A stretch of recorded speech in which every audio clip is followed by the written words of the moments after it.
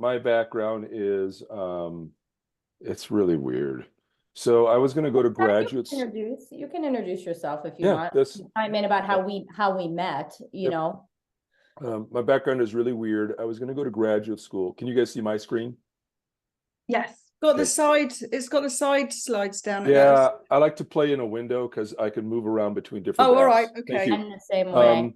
I was going to go to a graduate school in physical chemistry, and I took advanced quantum mechanics and advanced laser spectroscopy as an undergrad. I took some graduate classes, 2 years of math, linear algebra, differential equations, all that kind of stuff.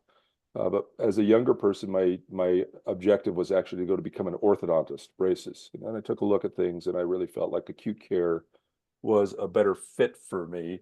And I was the only one in my class to do an externship, 1 month externship in oral surgery at Zoller in Chicago. And then my girlfriend at the time, who was in school with me, she got into specialty school in Baylor, and I went with her, and I'm like, God,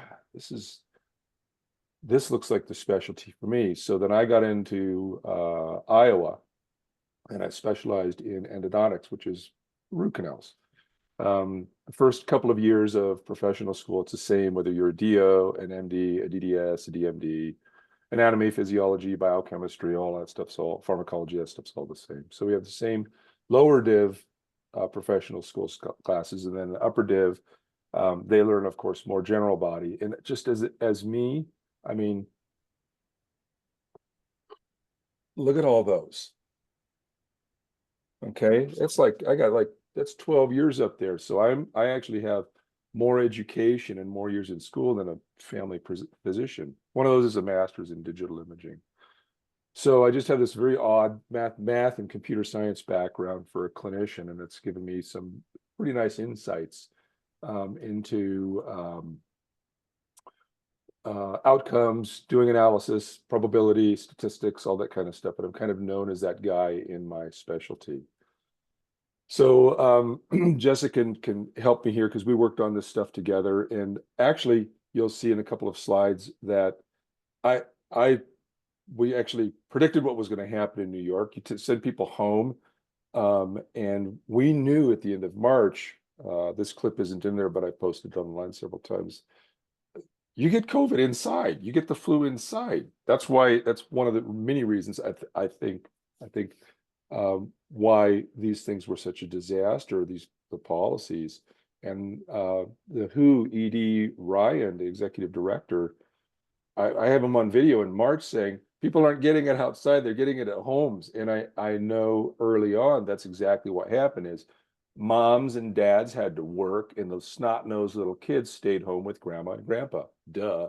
And so that's certainly what happened in the United States and happened around here. So they thought that this was some sort of spread of some novel deadly virus. New York City got hit harder, and New York City was overwhelmed or going to be overwhelmed by COVID. This is what we were all told, the official story, the official narrative. New York City killed a lot with the nursing home policy, and I bought that at first. I did, because we actually didn't have the wonder data on place of death until the end of 2021. Ventilators killed a lot, and if you understand the pharmacology, the biology, the physiology, that actually makes perfect sense. And we have many interventions in Western medicine that, when subject to a randomized trial later on, we found that they were bad. Mask suits.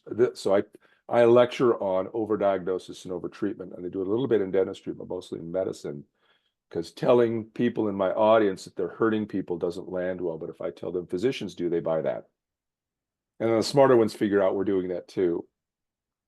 So from a physiological standpoint, the diaphragm is a skeletal muscle. It's like any other skeletal type muscle.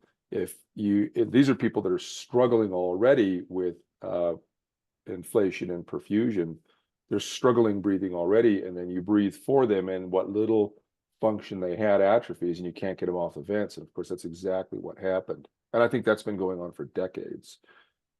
And people were afraid of the hospital and were afraid of going to the hospital. I think there's some truth to that, but also, and we predicted pattern of mortality after that, but also Jessica has some data that contradicts that. But it's some people are going to be more afraid of getting COVID and dying of COVID, and other people are going to be afraid, and that's going to manifest in different ways, I think. So we've got a few talking points, and I've kind of hinted at what those are going to be already. But very early on, we had a lot of people trying to model this. So I made some initial predictions on mortality, and I treated this as a probabilistic event, because flu season is really variable, with a factor of 5, maybe even a factor of 10 if you look at a long enough timeline in mortality. And a lot of very smart, very sophisticated people, smarter and more sophisticated than me, were trying to model this using a Gompertz distribution in terms of the arrival and then the tail off of the disease. And for me, this was not a natural event, and a Gompertz would be useful to model a natural event, Levitt being one of those things. And initially, early on, everybody was trying to model what was really a test deployment curve as a spread curve. And this was a classic mistake, and I'll tell you guys because it's a small audience, if you want to measure the rate of something, it has to meet what's called Nyquist criteria. And Nyquist criteria is whatever you want to measure the rate of, you have to sample that at twice the speed that you're sampling it. Of course, we were bandwidth limited with our testing rate. And the only way you could measure the rate of spread was if it was spreading, like, just making the numbers up, it was spreading, 100,000 people a day. You'd have to be testing everybody, and you'd have to be testing at the rate of 200,000 people a day to measure the spread. And to tie this back to something that we all are old enough to probably remember, compact discs, CDs. To capture the sounds on a compact disc, you have to sample the sound at least twice the rate of what we're able to hear, which is about 20,000 hertz, and CDs are sampled at about 40,000 hertz.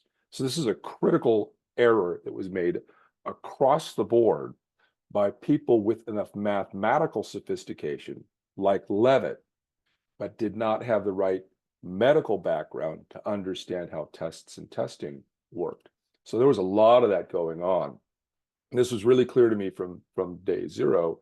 And I'm not sure how accurate my labels are on this anymore, but it doesn't matter. When you see something like this is absolutely not a disease spread. This is a test deployment curve.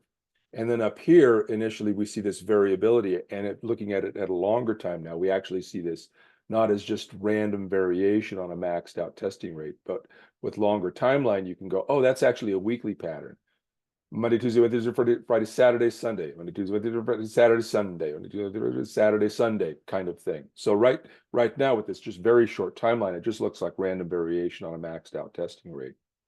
And so we estimated, and I've got this as in a video too, we estimated that there was about 150,000 CDC tests, and this is all open right now. So this was information that I had when I did this analysis, and this is March, April of 2020.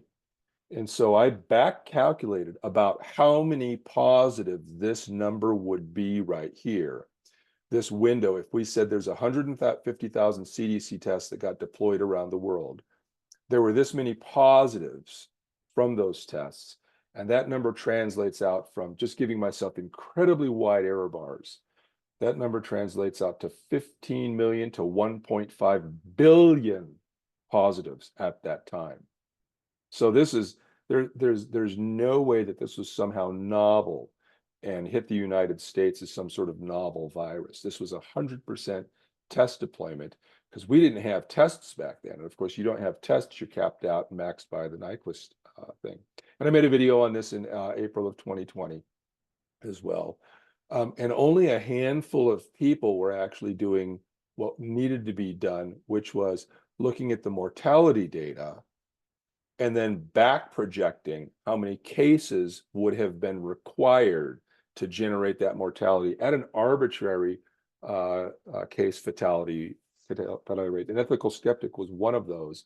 And early on, he did not realize that this was not a novel virus. And like many people that time, Levitt, he was fitting a Gompertz curve. And I stopped once the initial mortality wave came by, I stopped doing any of that kind of projections about what future mortality was, because it was clearly not a natural phenomenon. And it's not like we haven't seen this before either. So I did my residency in San Francisco, and I have a long history with Fauci, and I've seen the kind of person that he is. And there's some people that just want to watch the world burn, and he's one of them. I mean, he was on TV. You can go back and find the clips in the 1980s, and I'm rotating through San Francisco General Hospital and working. I'm seeing HIV positive and AIDS patients, and we're making those primary diagnoses on the clinic floor. Like, you've got Kaposi sarcoma. You might want to go get yourself, and a lot of these people are like, I don't want to hear it. It was really wild. And so he did that with SARS, and then again, in my mind, with H1N1 as well. And that's all that is. That's a testing spike right there. So this is UK. So this happened everywhere. So the whole world freaked out, that out of bound testing spike. And then in orange is the mortality. And there just wasn't any mortality because it was basically summertime. It was like May, and the mortality went away just from a seasonal standpoint. And people didn't really seek care from that.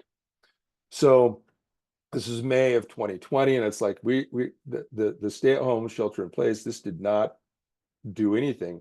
If anything, if there was a novel circulating pathogen, it just delayed the traditional seasonal spike. And sure enough, this is earlier in May, and this is later in May, and sure enough, we see that actually happen. And the timing of that spike is the exact latency between when you get the flu and die of the flu. An ethical skeptic and I have both done that latency analysis, and it's 18, 20, 21, 23 days. Both of us have around the same number. And so you see us tell people to stay at home, they get sick, they go to the hospital, or they don't go to the hospital, or whatever else. And then we see this completely non-natural mortality spike afterwards. All of the stuff that I'm going to show you is based on this particular kind of modeling that we did. So I generated what looks like basically a sine wave to fit the data. And we actually got a very, very good fit of the data over about a dozen years from 2009 to 2020. This is all cause data. And then to do Z-scores, we computed a seasonal standard deviation on that, because we see in the winter months, the standard deviation, the variability is much higher than in the summer months. And so people that were doing Gompert's model and EMEA and all of those people that were trying to fit this and model this, this is what happened afterwards. This is absolutely not the spread of some sort of novel pathogen. There's just no way that something like that happens. And when you see the Z-scores, the probability of that having anything to do with natural event is vanishingly small. Questions so far? Good. Okay. So there's just a little bigger shot. All right. So again, I would never have done this reanalysis had it not been for Jessica. I looked at New York. It was very, very clear early on that New York and New Jersey were gaming the system. New York City, New York, New Jersey were gaming the system. Their mortality was off the charts compared to everybody else. Nobody was even close. Why New York City? Why tri-state? Because they actually ended up behaving together. There were some issues with Connecticut that kept what was going on there hidden from view for a while. But why New York City? Why tri-state? Well, I robbed banks because that's where the money is, Willie Sutton said. And why New York? Why New York City? Well, that's where the criminals are. I mean, it's not like they've done this before. Anytime four New Yorkers get into a cab together without arguing, a bank robbery has just taken place. So nobody's talking. And Jessica, is anybody talking to you from New York? No, Nobody's talking. Doing everything to avoid any discussion of this. Head down. Yeah, nobody's talking, and that's just like, in my mind, this is Johnny Carson, of course, who's a New Yorker, just smoking gun evidence that a robbery has just been done. So this is a little tinfoil hat here, it's theory, but it's not like they haven't done this before. Okay, so what bank they're going to rob? Well, they're going to rob the Federal Reserve, and it's again not like they've not done that before. I mean, look at that. So this is M2. That's a couple $1 trillion there, bang, all at once. There's our national debt. It went up like 10. It's gone up 10 trillion. We were at around 20 trillion when this started. We're over 30 trillion now. It's insane. The amount of money is absolutely mind-boggling. So this is our public debt. And it's not like I said, it's not like they've done this before. This is the great financial crisis. And of course, the Federal Reserve stepped in. And these were, you can look at that on this timeline going back 70 years. This was a massive infusion at that time, but it absolutely pales compared to what was done in recent times. And this is actually the 2019 liquidity crisis right here. That's again, it's just absolutely dwarfed what the Federal Reserve stepped in and had to fix the reverse repo facility. So it's not like New York hasn't done this before. Whatever it is, they go. New York's kind of still kind of the center of the financial world, and whenever they have a problem, they go rob the Federal Reserve. Okay, spread of the novel virus. I actually got this idea from an economist. He was the first one that I saw do this, and this is before Ethical Skeptic, I think, was doing this as well. So past testing needs to be interpreted through current testing rates. Here we back project to positives.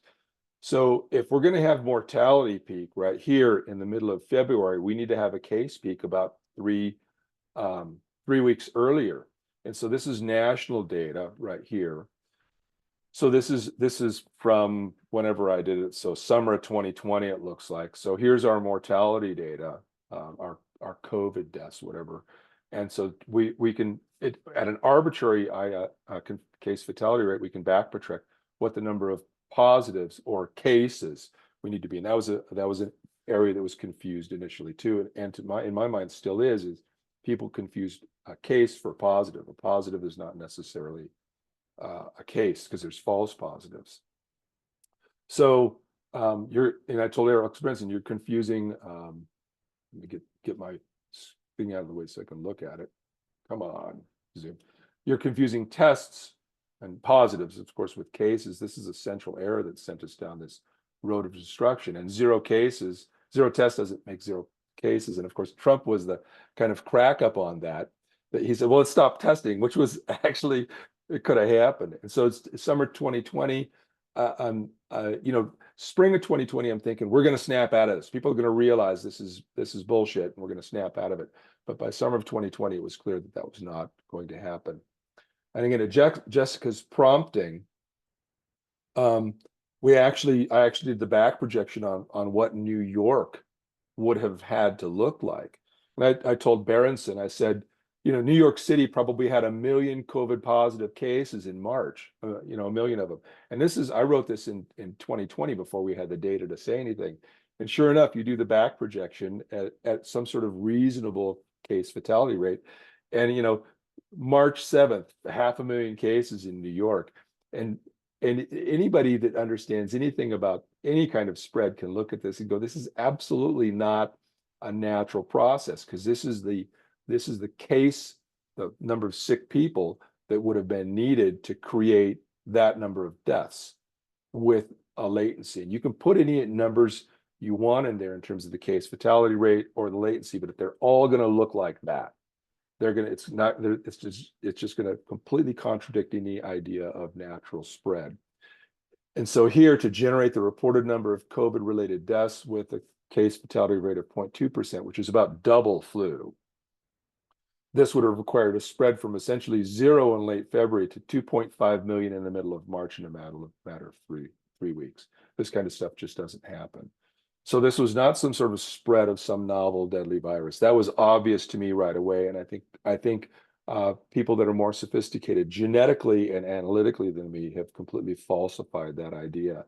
And there's every reason to believe that coronaviruses and what we're calling COVID specifically is probably COVID-17 and maybe as old as COVID-12, 13, or 14 or something like that. In other words, a decade old by the time we, shall we say, tested it, because we started getting positives unspecified coronavirus mortality in 2016 and 2017.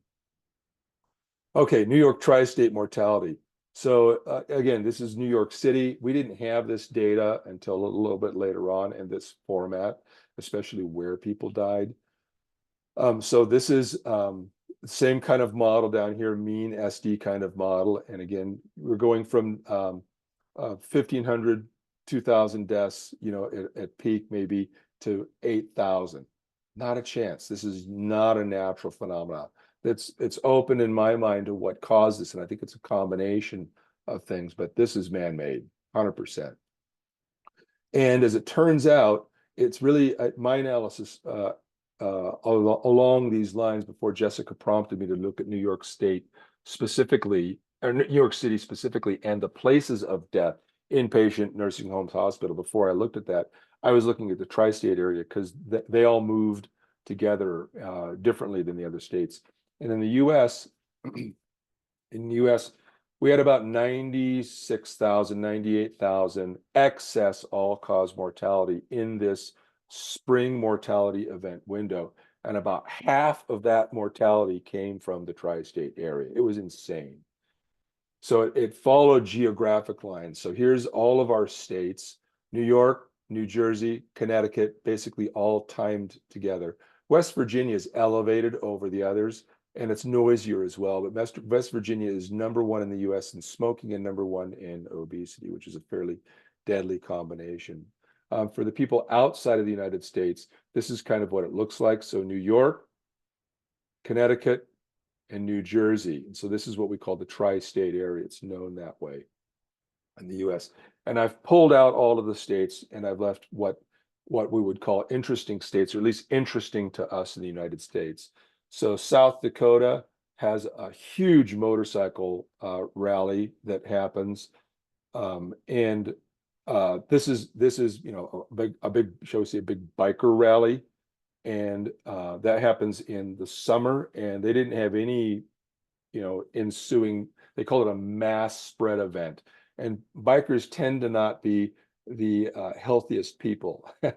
Jessica can chime in on that if she has anybody in her family, but these two people tend to smoke, tend to drink, and tend to be overweight. And so I was actually almost expecting South Dakota to have some kind of bump after that, but they didn't. But they're pretty far up north, and so they get winter earlier than everybody else. And then Hold LLC. What's his name, Jessica? Remind me again. I'm muted. Clayton Cobb. Clayton. He lives Clayton. on Long. Yeah. So Clayton did some analysis that showed what we call the fact states: Florida, Arizona, California, and Texas. And I would call those kind of the air conditioning states. They actually had some excess mortality, kind of a little bit more in the summer, which was a little bit unsurprising, because if you're going to tell people to stay at home, well, those people are going to stay at home when it's 100 billion degrees outside, not in the winter. So we might have seen some mortality there. Well, those are also states that get more people from the southern border. All of the above. I don't think that there is that's a cause. But again, New York, New Jersey, and Connecticut all moved together. They all moved in what we call out of band way. They moved in a way that this kind of mortality just doesn't happen. And I have 100 years of data, and there's no flu mortality events in the middle of April in 100 years. And they all moved together. And so something fishy was going on there with New York and New York City definitely at the leaderboard. So that's why a lot of my analysis looks at tri-state, and then with Jessica's prompting, New York City too. And this was absolutely clear summer of 2020. New York and New York City are at the leaderboard. It looks like gaming the system at twice the national average. And so nationally, we were about 16%. This later became PIC mortality: pneumonia, influenza, and COVID. But early on, it was still P&I mortality at 16%. Nationally, and of course they're gaming the system, so they're at 27%, because we had kickers for labeling things as a COVID mortality. And that screenshot is in July of 2020, and we're going to see that same point week 15, week 16 of 2020. keep an eye on what happens over time. So US week 15, week 16, as we get more data, we see that actually wasn't the peak week, it was 1 week later. But again, you can see where we are in time. So these are screenshots that I was doing at that time because I knew they were going to be changing numbers, and sure enough, they did. Week 15, 16, 20, 15, 7.7 versus 26.8.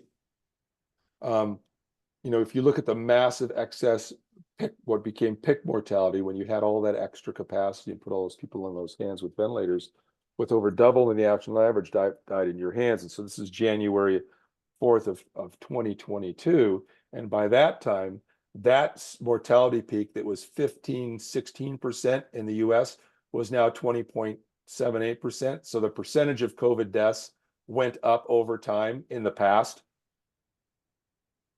The percentage of COVID deaths went up in time over the past. How does that happen? Okay, so it was, and then New York again, not to be outdone, they're at about 70%. New York, let me get this out of the way. Does it say New York City or New York up at the top? I can't quite see it. New York The Zoom City. thing is New York City. New York City, yeah. So this was, in my mind, this was, you know, I'm screenshotting these things because I'm expecting this to happen, and sure enough, it's happening. These numbers are going, these percentage numbers are going up in time, when the percentage of deaths from a particular cause should not really be going up over time unless someone is gaming the system to rob the bank and not talking about it. So Jessica, thanks for giving me a little kick here to take a look at where they died. Because I early on, I was like, yeah, you sent a bunch of sick people back to nursing homes and they're going to die there. And my mom had MS and was bedridden in a nursing home for many, many, many years. And the flu goes around, and these are people that don't have good respiratory and cardiovascular function because they're sedentary. Some of them are sedentary because they're disabled. My mom had MS, and she, as far as I know, she died of COVID 1994. For all we knew, she died of a respiratory problem. And so that's like, yeah, sure, those are going to be places where people are going to die. I'd expect that, especially if Cuomo sends known positive patients back there. No surprise. So I never looked at that again. And Jessica's like, they didn't die there. That's not where they died. And we didn't have that data to make that statement until the end of 2021. So she said, you need to go look at that. And I was like, oh my God, you've got to be kidding me. They died inpatient. So if you look at this, this is combined hospice and LT, long-term care. Combined hospice and long-term care with what you would think of are the most vulnerable people. Combined was about the same as the number that died of COVID or died at home. So this is all-cause mortality. So the bulk of these excess deaths were actually inpatient, which was, oh my God. There were definitely a spike in outpatient and ED deaths too. So this whole idea that New York had all these excess deaths because of nursing homes, that is not just not supported by the data, it's actually contradicted by it. And we can look at place of death in terms of the percentages and the timings of this. And this is where I wish I had daily data for that. Jessica's convinced me in the value of daily data too. And I like longer data sets because they're just less noisy and they're more amenable to quieter analysis. But if you look, you know, here's our inpatient death peak right here, and we see these clear shifts in where people died. And in fact, decedent's home, and I've got data going farther back, but she likes to focus on this short-term event. But you can see, and I agree with that. You can see that we've actually, it looks like, elevated died at home over baseline in terms of the percentage of deaths. And if anything, hospice and nursing home, if anything, that dropped down and stayed depressed for quite some time. And so it's one hypothesis is maybe that they transferred some of these people to the hospital and they died or got killed there as well. There's a whole, I don't think this lends itself to the explanation. I think there are many explanations in combination of events that led to this unholy mess. This is Jessica's slide. So this was like, oh my God, because she had this. So I'll let her chime in. Yeah, sure. So, I mean, when you look at place of death, which I think I had started doing in early 2021, just for the US as a whole, you know, you can really start to say, okay, if this many people died in this kind of setting, and this many people died in this kind of setting, we can start to ask questions about what contributed to the deaths in those settings, and start to look at the mechanics. So John is right, and I think all of you have heard me say this many, many times, is that the most death was in hospital inpatient, by a long shot. Long shot. Yeah, way long shot. And so I had started looking at the mechanics and saying, okay, who was coming into the hospital? Who were these people that died as inpatients? When did they come into the hospital? Why did they come into the hospital? And this graph is from the article that PANDA published, the 8 reasons, that co-authored with Thomas and Jonathan and others. And I like this one because if you really think about it, it's super confusing, alongside the government's claim that we had the sudden spread of a novel deadly pathogen. What would you expect to see?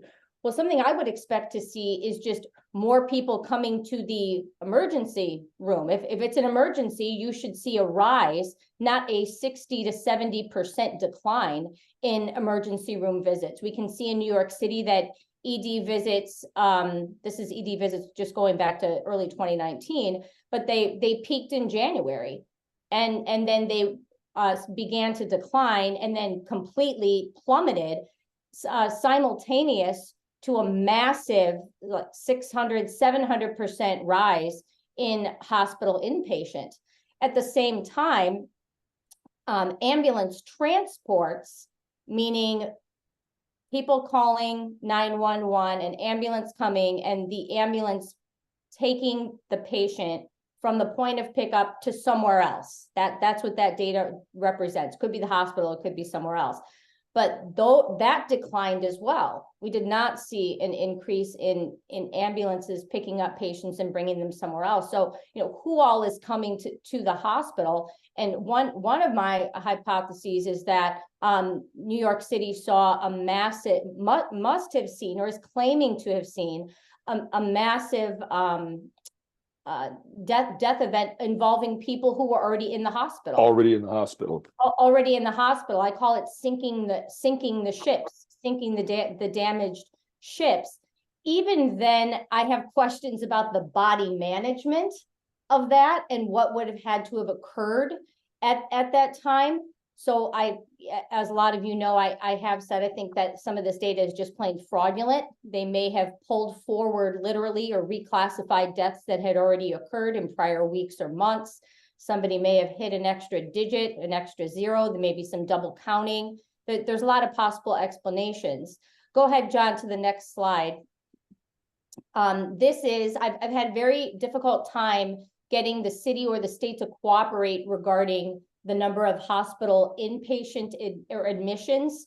And I need the daily data, but I have been able to cobble together through Internet Archive from past reports. I've been able to cobble together some monthly data for 55 of the 60 or so hospitals in New York City. And we can see that even though we would expect, or if you just ask somebody what they would expect, you'd expect admissions to go up, especially if 20,000 or so inpatients died in that period. You would expect to see higher admissions, and that's just plain not what we see. We see the opposite during the biggest mortality event their hospital systems claim to have ever seen. Go ahead and advance, John. I'm gonna make my mouse a little bit bigger. Yeah, sure.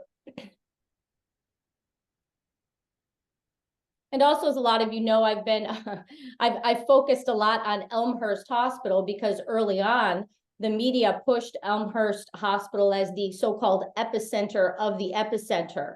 And even today, people will say to me, well, some hospitals were overwhelmed in New York or overrun with patients. I'll shoot back, okay, which ones? And they'll say, well, Elmhurst. I'm like, nope, not not Elmhurst either. I'm really sorry. In fact, people were coming to the emergency room at a level comparable to the 2017-2018 flu season, but that was back in January. And then it went plummeted in certainly in March and April, but even in February it went down. And we saw a little bit. They saw a little bit of a peak back up. A lot of that was people just coming to be tested in the testing tent, as I call it, outside Elmhurst, that a lot of hospitals set up at that time. But we just don't see the data that you would expect to see. Go ahead and advance, John. Yeah, and I would say, yeah, and I want to put a level of indirection in there. The reported data contradicts the narrative. It doesn't just not support it, it contradicts it.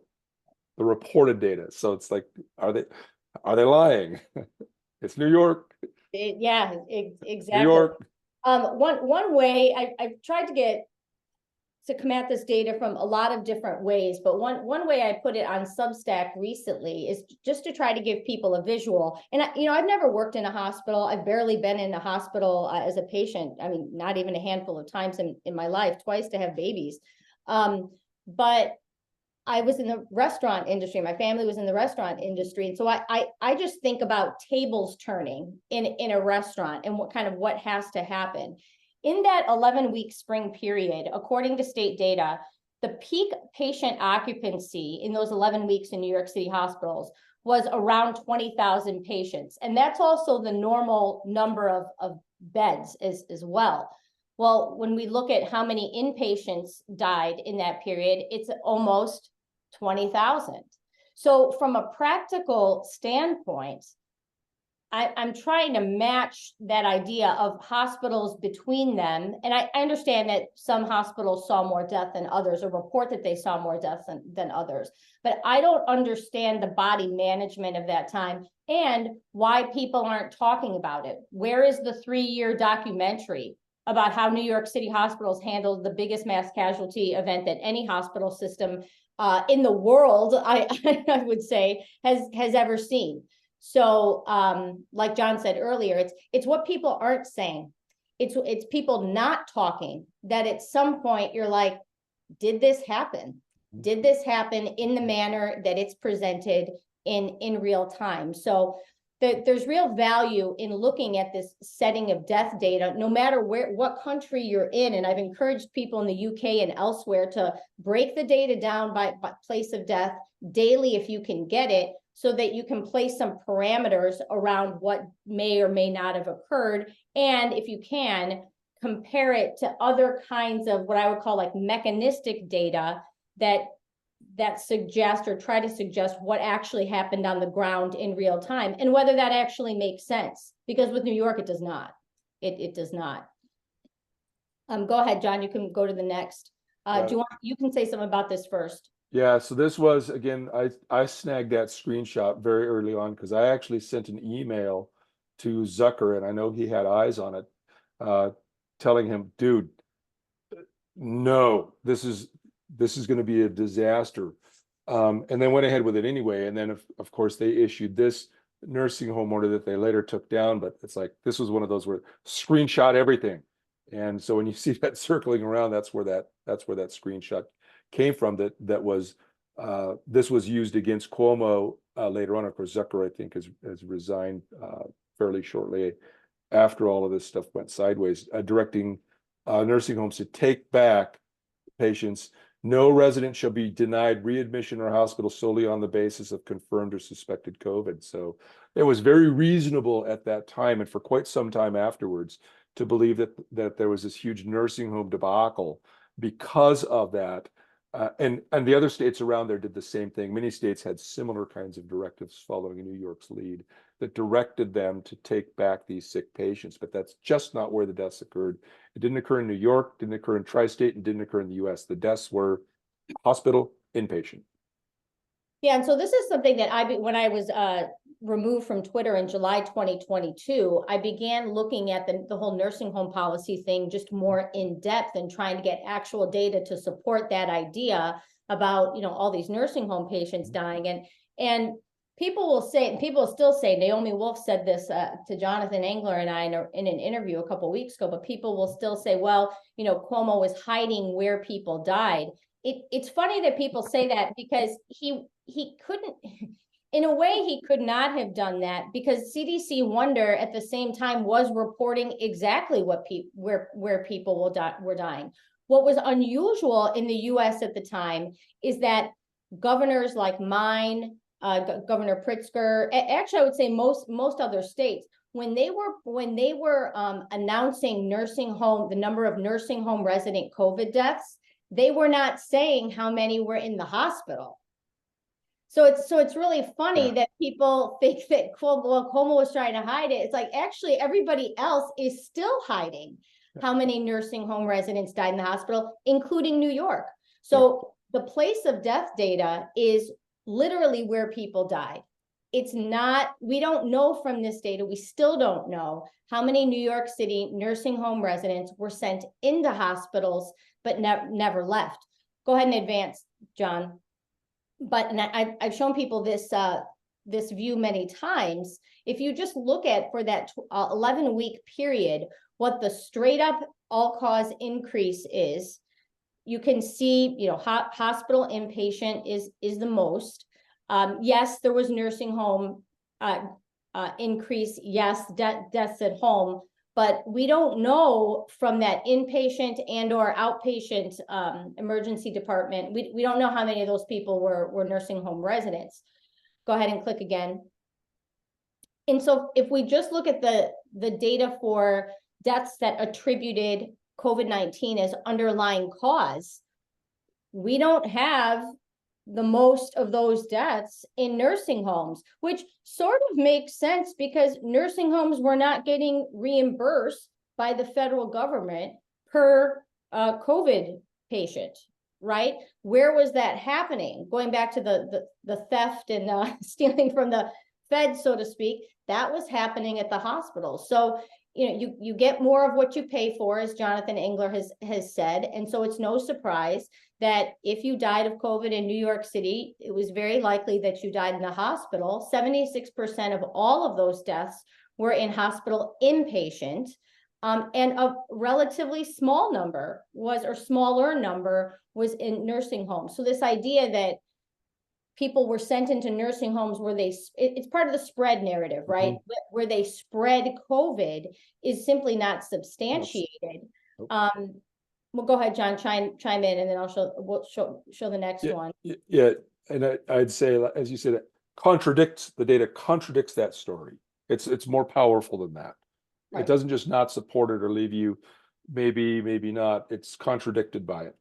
Well, and not only that, I've tried to tell people like Janice Dean, the Fox News lady that's gone after Cuomo, who wants to see him in jail. And I get it. I'd like to see him in jail as well. But I think when we focus on the nursing home policy, we actually let these people get away with everything else, right? And it's deflecting attention away from hospitals. And I would even say that when we have people on our side focusing on so-called lockdown harms, it's funny, lockdown harms never seem to include what happened in hospitals. I don't hear a lot of those people calling for an investigation of what actually occurred. I've tried to get this data daily, but they're not giving it to me. I'd have to fill out a full research request and probably, you know, be affiliated currently with a university, which I'm not.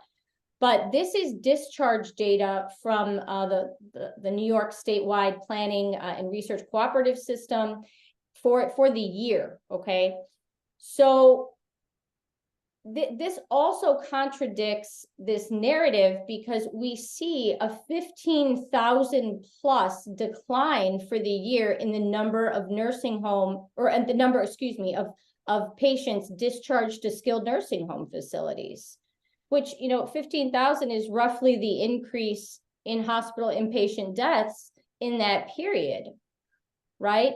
So we simply don't have the data to make some of the claims that the New York City narrative continues to make. The data contradicts that by and large. They need to, they're getting paid for this and they're calling it this. They need the supporting data for it. So Duncan said in the chat that people who are close to death in a nursing home do usually tend to be picked up by an ambulance and sent to the hospital. That's actually not what I've seen in data in studies prior to 2020 in the US. Most people who are in a nursing home die in the nursing home. I think the ratios, I even looked at it at one point, like globally, to see where I could get other studies that would report that. And the ratio was about 70 to 80% of nursing home residents dying in the nursing home. So we see, and I can speak to this with Illinois because I do have the full data for that.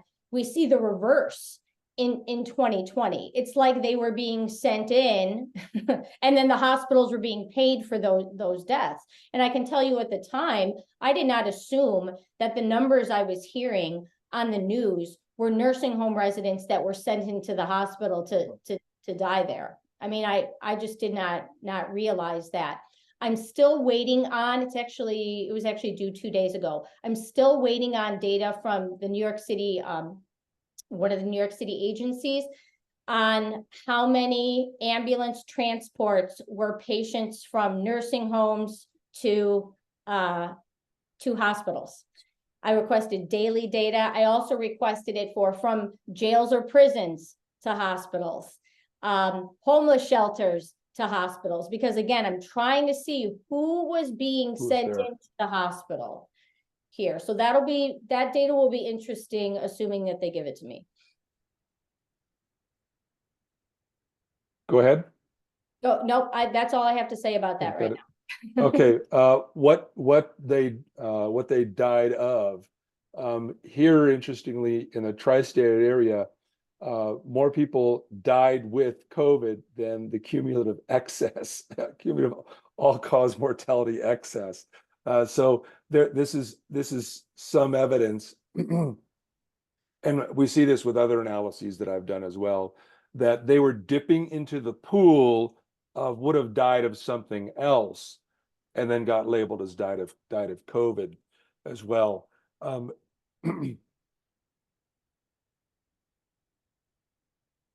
skip ahead. This is for instance, this is tri-state circulatory deaths, which includes heart attacks and things like that. And this is weekly data showing died at home of those things. And you see, this is the percentage that's underlying cause of death and multiple cause of death, died of and died with. And that actually remains fairly stable.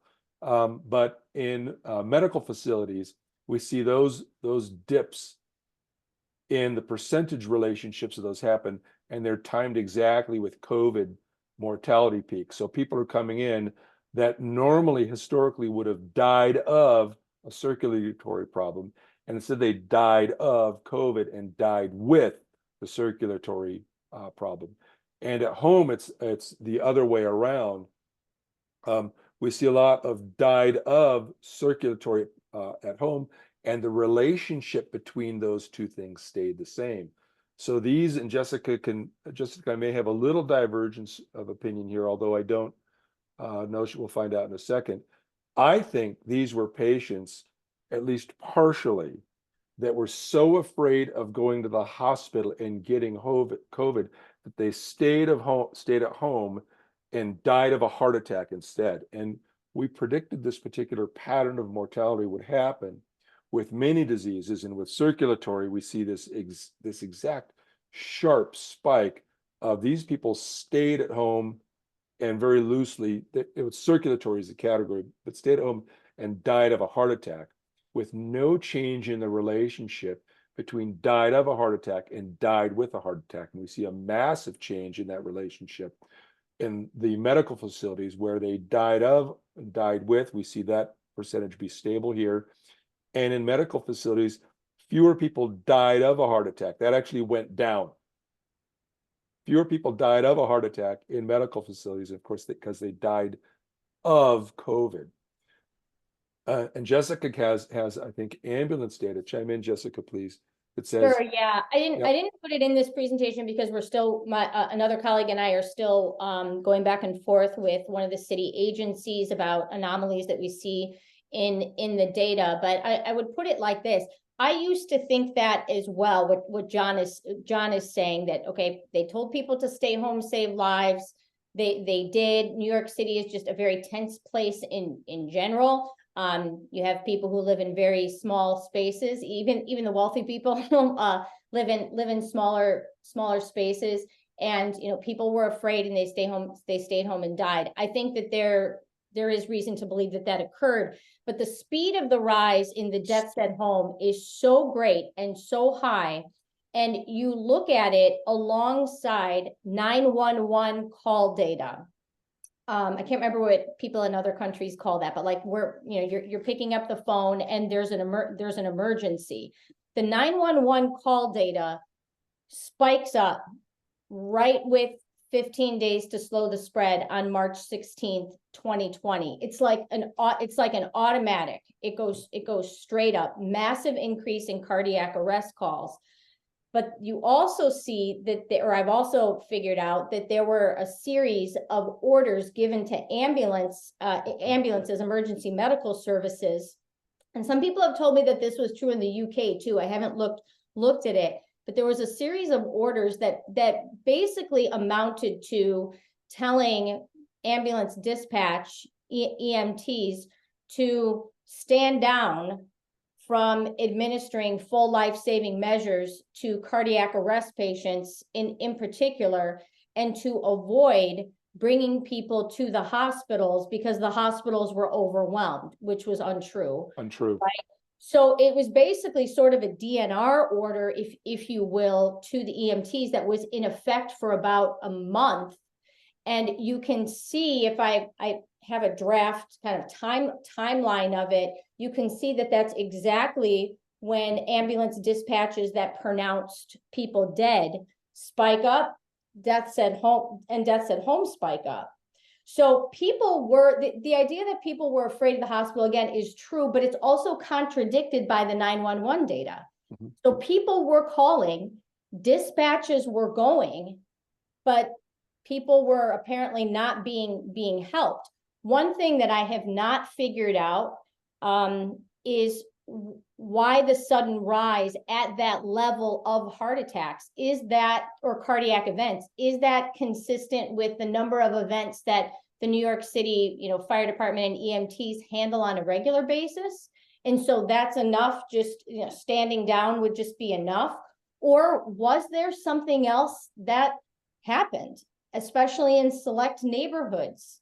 Maybe people have floated the idea of a water poisoning event or some other kind of release. I don't think that can be excluded because the data are so strange. I also haven't honestly excluded the possibility that a simulation was being run and some of the 911 call data is simulated by the military. I know that sounds crazy, but it's when you start to piece together different things and different news reports that were happening, I can't exclude that possibility at this point. Yeah, so I think in this spike, there's what Jessica said about the ambulance data, but we see died at home of circulatory remains elevated Right. over Right. baseline. And so this could be the people that got called, just they won't really, nobody's talking. Nobody's talking. So there's a chunk of that's probably, they called 911 and they did not get resuscitated, because if you get to a heart attack in time, it's very survivable. But we also see after that, it remains elevated. And we see that with other natural causes of death too. Yep. The other Okay, ventilators. What did they die of? Ventilators. one. Yep. This is You you. want to, okay. Well, no, I was just going to say, so far as, what caused the mortality, I still hear all the time, well, it was ventilators and remdesivir. I'm not opposed to those explanations, but we don't have the data to blame the massive hospital inpatient spike on those factors. with ventilators, first of all, we have incomplete data. Okay, we have a data set that starts on March 26th, I think. There's a date error at the top. That should not say 2/20. That's my error. That actually should say 3/26/2020. My apologies for that. But we have actually this data doesn't even say ventilated. It just says ICU intubated COVID patients. New York does not have all patients intubated, right? So that's being kept from us. But we see this census. So go ahead and go to the next slide, John.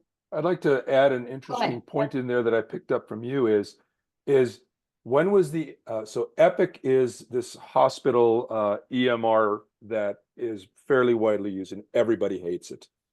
When was Epic actually fully implemented in New York? On that day.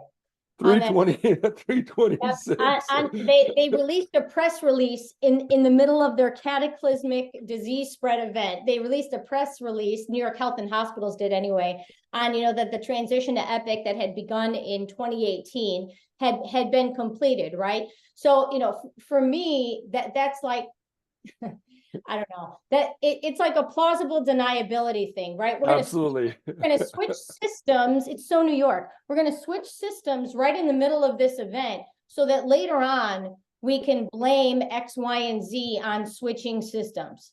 Yeah, right? That's basically what that is. But it's also the same day or the day after the CARES Act was passed, right? So the timing there.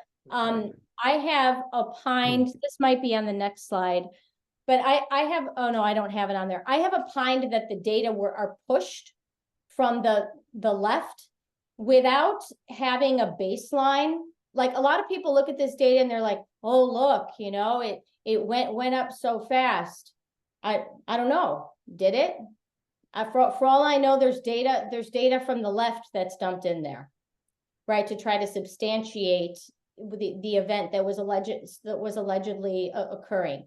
When I think about the speed of the intubation that had to have occurred for that base to peak rise in the time that, and I know we're talking about individual hospitals, or this is all the hospitals, but it's suspiciously fast. But we just can't determine the rate. And when people try to cite that Northwell study that was released in April 2020, that didn't, I think that they didn't have the full set of data reported, right? They like cut off the study. They didn't have data for all the patients. That's what I'm trying to say. But 80% of people in New York City who are on ventilators were dying. Okay, yeah, at that endpoint in that study, but we don't know how many total patients were intubated in this period. There's no data. So I just don't have a way of figuring out or blaming the ventilators entirely. I wish I could, or even substantially. I wish I could, but it's not there. And I'm not sure that they necessarily stopped doing anything. They intubated really fast, according to this data. And then we've got a long, slow decline, So I don't know about like, oh, they figured out that they were messing up with ventilators. No, I don't think so. That's not, nobody's talking. Nobody's talking. Nobody's talking. So that's all I wanted to say about the ventilators. Okay. What U.S. all-cause mortality looks like in the context of New York and tri-state. So early on, New York and New Jersey were really the only places that had some excess mortality. There were our version of Bergamo. Pretty much everywhere else was within random variation. And in the final analysis, and this is May of 2020, and the final analysis, kind of nobody died anywhere else. Half the time we're going to be above, half the time we're going to be below. And so I didn't have the data to do this analysis until later on, and Jessica prompted me to do that. But when you do this, you look at, okay, so here's the top blue line here is US all-cause mortality. And here's the bad flu season of 2017, 2018. And here it is right here with New York, New Jersey, and Connecticut included. But if you impute an older season, you pull that out, here's what the US all-cause mortality looks like with a normal New York, New Jersey, Connecticut season, and we can actually see that we're below the historical peak that just went unscathed. And when you look at the z-scores on this, and this is without this tri-state massive mortality event, if we use a normal, say a 2018, 2019, if I use this season, which is a fairly normal season, if I use this season, put that season, impute that data to 2019, 2020 flu season, we see that the all-cause mortality peak is actually less than the 2017, 2018 flu season. Now the z-score is higher because these deaths occur out of band, where the standard deviation during the winter is quite large, which is going to lower the z-score, and the standard deviations at this time of year are smaller, which are going to raise the z-score. But I actually did some stuff where I slid that back. I phase shifted the mortality, and the z-score ends up being right around 2, which is a once every 20 years kind of event, well within random variation. So the key thing here is, the take home here is the massive excess mortality that we saw in the United States came from New York, New Jersey, and Connecticut. It was the tri-state area. Connecticut didn't contribute as much in terms of raw bodies, but we saw they had the same timing in the mortality peak, and their z-score was very high as well. And when you plot the z-scores to give some context, the tri-state z-score 260, and these are just simple z-scores. New York is 204, and here's the reported US with the actual reported New York. It's a z-score of about 7. And here's the z-score out of band with this imputed New York. So it gives a sense of how different were things in the tri-state area than the rest of the United States. And the answer is, oh my God. This was, and again, from a raw numbers standpoint, half of that excess mortality came from the tri-state area. So I think we at least have we don't have any supporting data for any of these points. I think we largely have falsifying data for all of the talking points that the standard the standard story, the standard narrative says. So if they actually died, that's an open item. Jessica has I'm with Jessica's husband. I think they just if they didn't actually die, they just made it up, and I'll let her elaborate on that. Yeah, If these reported deaths actually happened. I mean, that's what a lot of people said it to me in the science coordinators meeting.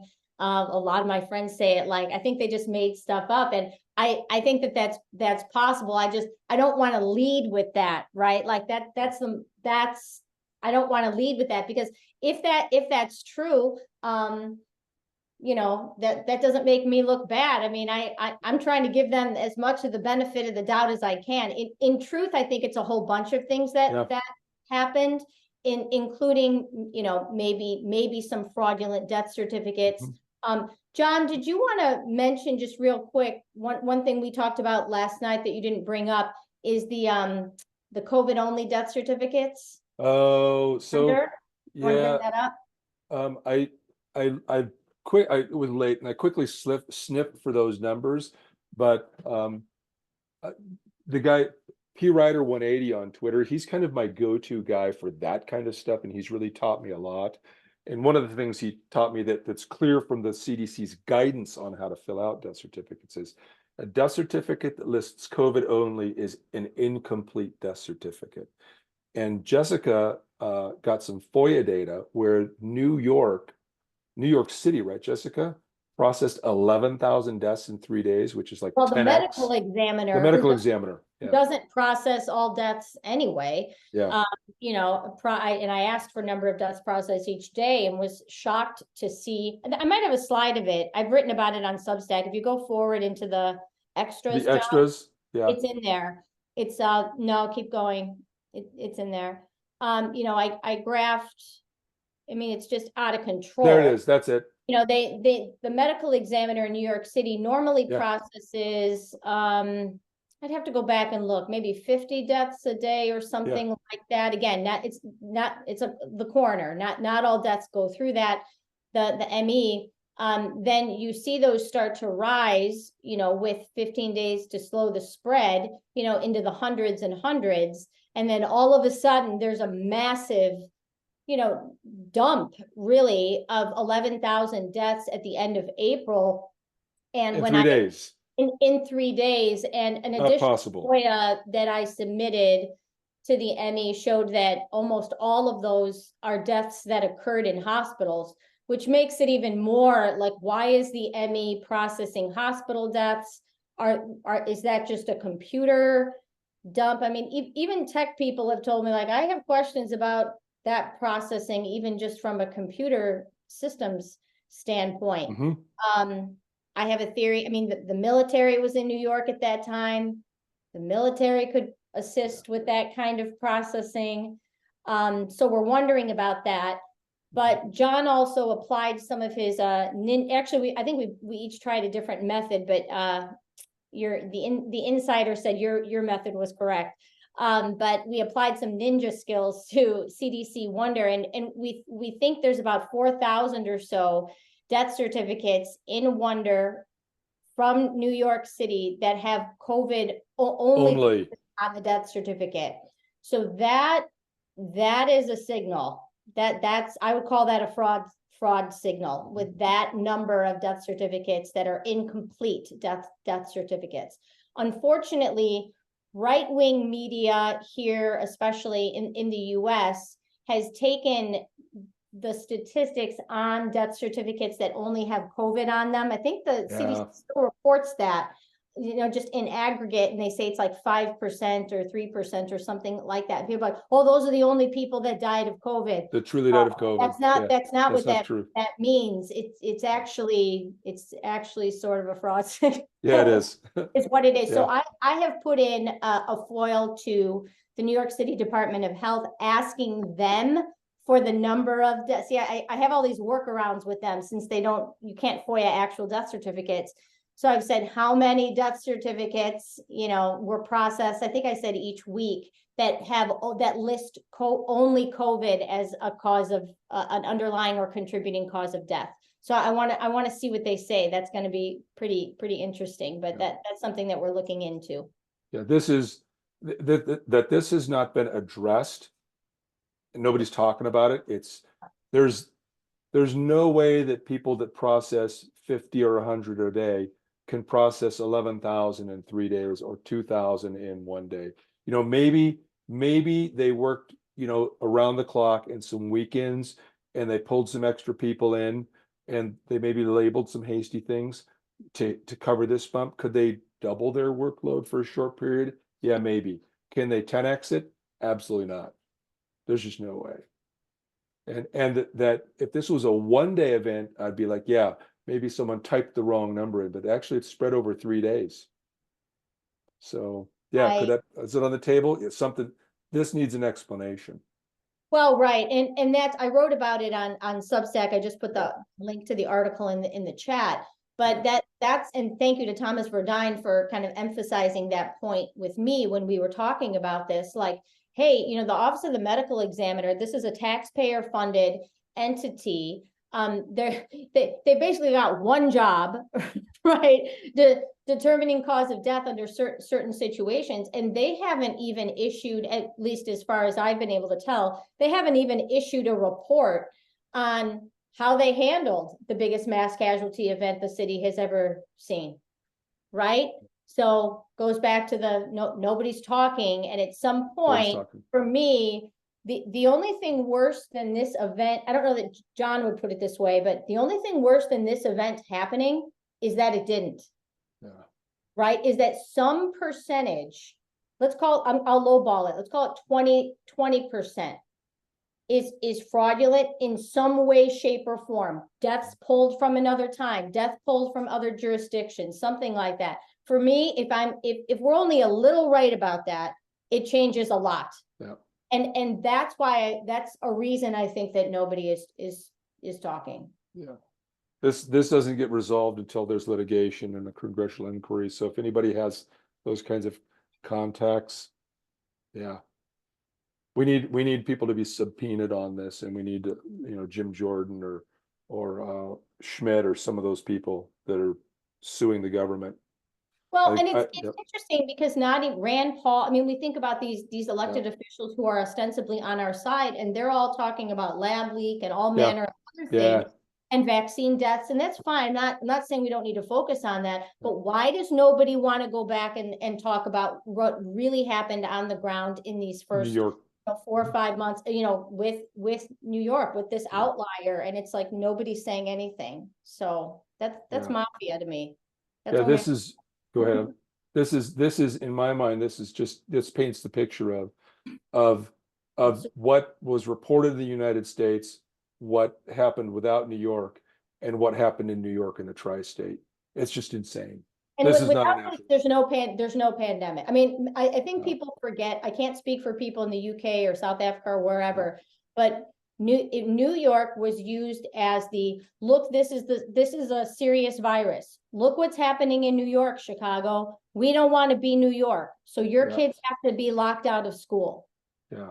Right. So that's always been my interest in this, is like there wouldn't have been anything without New York. There was nothing. Look at all the other states. There was nothing. There was nothing. Or like John, like I've said to you and others, the other uncomfortable possibility is that there was no access to lockdowns. Maybe there was. Yeah, maybe there was. There was. And that's the thing nobody wants to say, which is why lately I've said, let us not assume that all-cause mortality has not been doctored. Cornerstone, exactly, because these people have lied about everything. Why are we giving them the benefit of the doubt about all-cause mortality? It'd be so easy. It's so easy, especially with everything digital, to move stuff around, play a little shell game, right? So I would just, I'm not convinced. I'm skeptical. Skeptical. Yeah. Yep. Cautious, but. So end of planned presentation. Yes, that's what we got. Hey, Nick. Oh, you have to unmute. Hi there. Yes, sorry. I've got 8 minutes here before I go on to an interview. I've been listening to most of it. It's been fascinating. Thank you. Thanks, Nick. Thanks for what you're doing. Thank you too. We're all in it together, unlike certain others. I don't know if you got there and saw this slide early on, but it's, I rob banks because that's where the money is. And Yep. I saw that. And, nobody's talking. Nobody's talking. That's a great line. I'm going to use that possibly in a few minutes. I'm an unrepentant robber myself, but just of sound bites. By all means. Yeah. All right. Anything else? Any other questions? I mean, I know we're sort of preaching to a choir here. Yes. Yeah. I have a quick question, if I can. What do you have a theory on Italy? Because that was the other event that we kind of took aim at, and that looked a little bit staged. Why would they select that place? John, do you have one? I do. So I had eyes on the ground in Italy, and I'm emailing him. This is February, March, maybe. I'm like, Pasquale, what's going on? He says, John, it's the fear virus that's circling. He said where he is, there's a couple of million people and there's 50 deaths. And in Rome, there's a couple of million people and 50 deaths. He says nothing's happening anywhere else. But he says if you go outside your house and one of your neighbors sees you outside the house, they'll call the police.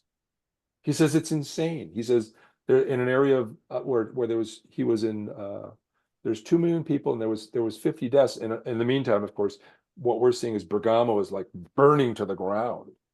And so I don't know. I haven't looked at that data, but I know by and large, Italy, at least at that time, Bergamo was their New York. Could it have been staged? Yeah. Well, yeah. And what about the lockdown in China? How do you have any sense of how much that was staged? I have no idea. It's the Chinese. I mean, those people, like dropping dead in the street of COVID. No, that was staged. Well, but here's my question. Here's my question. Why, like with that example, or with the China propaganda early on, why weren't U.S. officials saying anything about it? No. I mean, things that people would do if they were involved in the staging, right? I mean, I think in Northern Italy, there was a mass like an intentional mass euthanasia event. I actually think that happened here too, but I'm on a little firmer ground, maybe with Italy. Bergamo province daily death data shows that they didn't have any excess after those 6 weeks. None. No excess. None.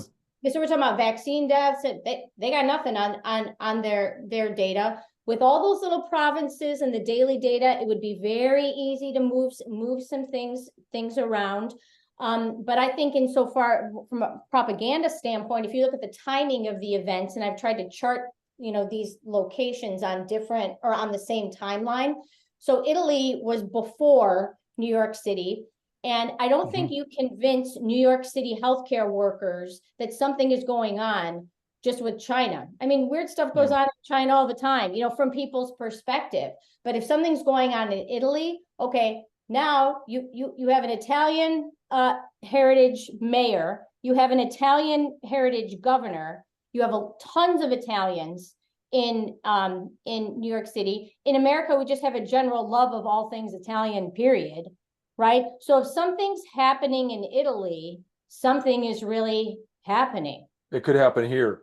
Right? It could happen here. The JAMA did Nick, I think I may have shown it to you at one point. I know I showed it to Todd and Jonathan, but JAMA did like this, what's his name? Howard Bauchner, is that his name? The editor of JAMA, or the previous editor of JAMA. But they did an interview with this Italian intensivist about what was going on there and what he was seeing. I think the interview was recorded on March 13th, 2020. So there was, like, I call it the Italian connection. There was this connection where I believe that was intentional. I don't think I don't think US officials were duped by China and Italy. I mean, No. I just don't. I don't either. No sense to me. No sense to me. But Italy was key and New York was key. Yeah. And then Iran, remember all their a bunch of there was like a political hit job involving COVID. Remember they had like 10 leaders who died of COVID, allegedly. Do you remember that? Like in February? I mean, come on, people. Madrid, remember that? So all of these Diamond Princess, these sequences of events, these aren't accidental. I used to think that they were, and I just can't. I can't see it as any other things except this very strategic set of things that happened. Yeah. Stinks, but that's where I'm at. Yeah, the role of panic is not to be underestimated, and in medicine, especially in New York. When I lecture, a lot of the questions about treatment planning and treatment decisions and treatment from East Coast people, Washington, D.C., and New York, a lot of those questions are along the lines of, well, what if you get sued? And so from the standpoint of intervening, you're far more likely to get litigated for failing to do something than doing something. It's the sins of omission that tend to get, as opposed to the sins of commissions. In Western medicine is all about, you got to do something, you got to do something, you got to do something. And we have ample evidence that many of our interventions, when actually subject to a randomized trial, make things worse. And so I think the message from Bergamo was ventilate hard, ventilate early. And I think New York did that. And that's why they called for all those ventilators, because they thought that was going to save lives. And that's certainly a piece of the puzzle. They very easily could have killed all of those people. And then rather than owning it, it spun out of control. And we saw the later waves happen in the other cities, other states here. And I think as those other states adopted those policies. So I think these are at least partially intervention related waves of mortality here, but they're nothing like New York and New Jersey and Connecticut. I do want to say that, you know, with ventilators, and Martin Neal and Jonathan Engler and I did a shorter article on this. Yeah. You know, ventilator use had long been part of pandemic, bioterrorism, and disaster medicine planning in U.S. documents, you know, going back to, you know, the early 2000s. New York State had a ventilator allocation guide, they still do, guidelines, huge thick document that was first drafted, I think, in 2007 and then redone in 2015. So, you know, I don't fully understand why ventilators are associated with a disaster event or with a pandemic flu event. I don't get where that comes from, but that was entrenched in our preparedness here. And then I think, John, you're right. What Italy did is it gave the green light, like, oh, it's time to use that. Right? It's time to do what this is what we've been planning for. Right? Yep. Miriam, go ahead.